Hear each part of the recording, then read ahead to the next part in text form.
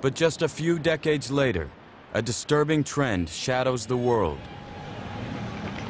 Infectious microbes are staging a comeback.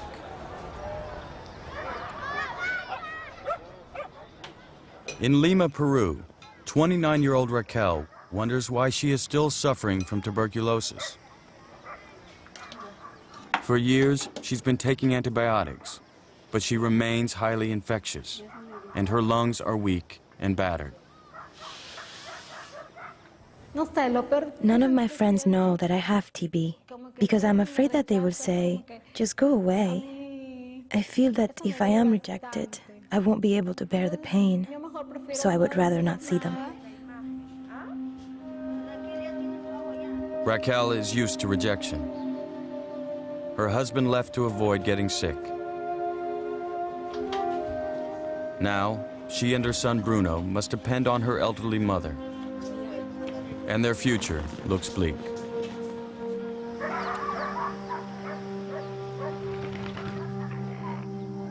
Nearby, Julia Giuseppe has also battled TB for years. Tests reveal her children are infected as well, but they haven't developed active disease. In fact, 1/3 of the world's population now carries the TB bacillus in their bodies, like a time bomb waiting to go off. 10% of those people, about 200 million, before they die, will develop the active form of tuberculosis. The fact is, there are more people now infected with tuberculosis than at any other time in human history.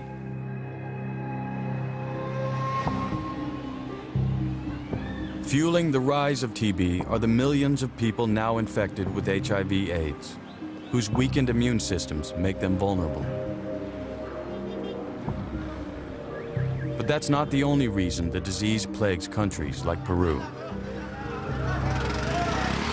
In Lima, TB thrives in shantytowns like Caraballo, where tiny shacks cling to any patch of unclaimed rocky hillside. With impoverished families crammed into tight quarters, it's the perfect breeding ground for TB bacteria that pass through the air from victim to victim. Because the bacteria are constantly evolving, patients like Julia must take multiple drugs for months. And following the regimen is critical. As the drugs start killing the germs, many people begin to feel better and stop taking their pills. But a few germs are naturally resistant to the antibiotics. These survive, quickly multiply, and become the majority. Now, if patients restart their medicines, these resistant bacteria become tougher to kill. Because this was happening in Peru, in 1991, the government set up a program called DOTS, for Directly Observed Therapy. The premise is, if nurses make sure patients swallow all their antibiotics every day for 6 months, they will always be cured. And this was the fortunate outcome for most TB victims. But not all. In Caraballo, the crosses of people dying from TB began creeping up the mountainside as steadily as the squatter settlement itself. In 1995, the situation puzzles two doctors, Paul Farmer and Jim Kim, working in Caraballo through their non-profit group, Partners in Health. Peru had the best TB program in the world, and yet we were finding patient after patient after patient still suffering from tuberculosis.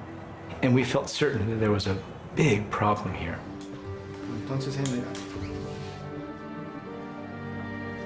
To find out why patients in a model program are not getting better, Kim and Farmer send Peruvian colleague Jaime Bayona into the clinics to investigate.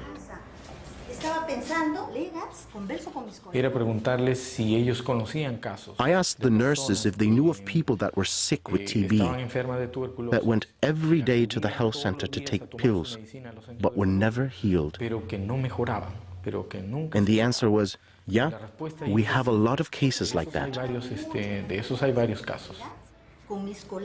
Since medical records are confidential, Jaime reads the files upside down, searching for the telltale R's indicating patients whose TB is resistant to their medicines. I was shocked because the usual way of explaining drug resistance is, well, patients aren't taking their meds, and these patients had been compliant, and we had written documentation of their therapy. We then started asking some hard questions, and we asked the physicians, what's going on with these patients? Don't you think they have drug resistance? And the answer was a pretty stock one. No, there's no problem of drug resistance. DOTS is curing everybody. It's not an issue, it's not an issue, it's not an issue. Kim and Farmer are skeptical, but to prove otherwise, they will need lab tests. In 1995, they send the bacterial samples from several Carabao patients to a state lab in Massachusetts.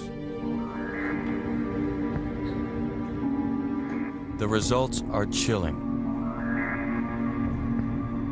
Most samples are resistant not to one, but to all 5 antibiotics normally used to treat TB. As Kim and Farmer suspected, it was not the patients that were the problem, but dangerous strains of multi-drug resistant, or MDR TB. ¿Se te hincha la barriga? That is why Raquel is not getting better. Hay dolor por ahí. The DOTS drugs are useless against her highly resistant TB. Muy bien, Raquelita. Now more than ever, she fears infecting her son Bruno. But all she can do is try not to breathe on him. My son wants to play with me and kiss me, and he does not understand what's going on. He thinks that I am mean, that I don't love him. But I always tell him that I am sick, that I can infect him. And he says, it doesn't matter, you can. It doesn't matter if you're contagious.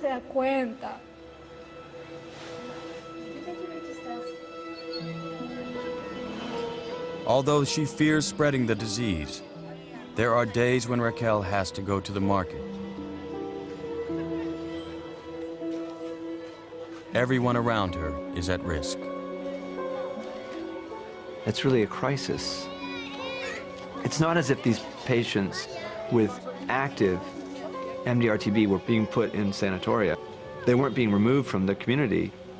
They were right there, sick with an infectious disease in a big crowded city. If the epidemic isn't stopped, it will spread beyond the city or even the continent. Worse, these deadly strains could easily become untreatable. The notion that you could be sitting on an airplane, even if you're in first class, and become infected with a disease that could kill you and that modern medicine could do nothing about is very frightening. Kim and Farmer believe the MDR-TB patients can be cured, but they will have to convince Peru to provide entirely new drugs and more aggressive treatment. And we went to the authorities and said, we'd like to start treating these patients. And at first, they said, you will not treat these patients. And we said, not treat the patients. We just couldn't understand why. In fact, it was much worse than that. They said, if you start treating the patients, we'll look at your papers and we'll kick you out of the country. The problem is, the few drugs that cure MDR-TB are highly toxic and cause dangerous side effects. Rarely used, they are so expensive, the Peruvian government can't afford them. The price of treating MDR patients was so high, it was impossible for us. It was not only an economic problem, the treatment was too complex and difficult to manage. We couldn't justify the investment. Even the World Health Organization agrees. In the 1990s, the official policy around the globe is to treat those with curable TB and let MDR victims die.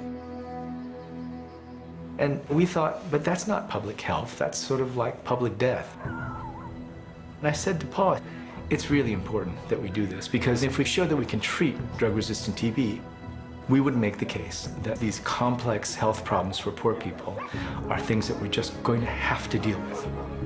You've got to treat people with MDR-TB to prevent it from spreading to others.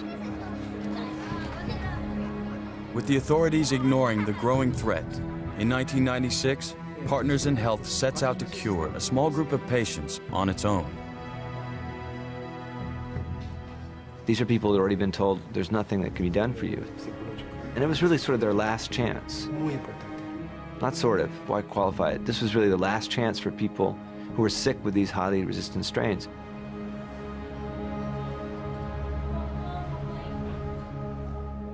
But each drug-resistant patient will need between $15,000 and $20,000 worth of medicine. Until they can raise the money, Farmer and Kim adopt a Robin Hood approach, borrowing the antibiotics from their hospital in Boston.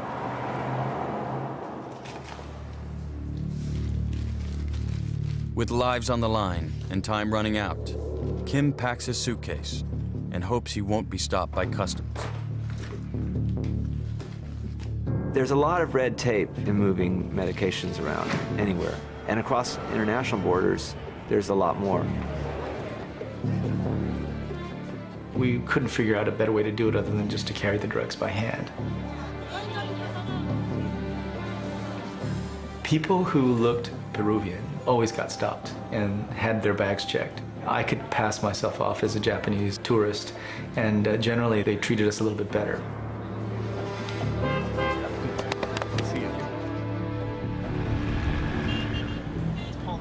But can Partners in Health keep medicines flowing to patients this way?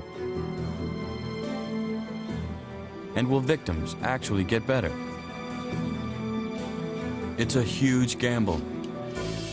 The only thing sure is time is running out, and the epidemic is spreading.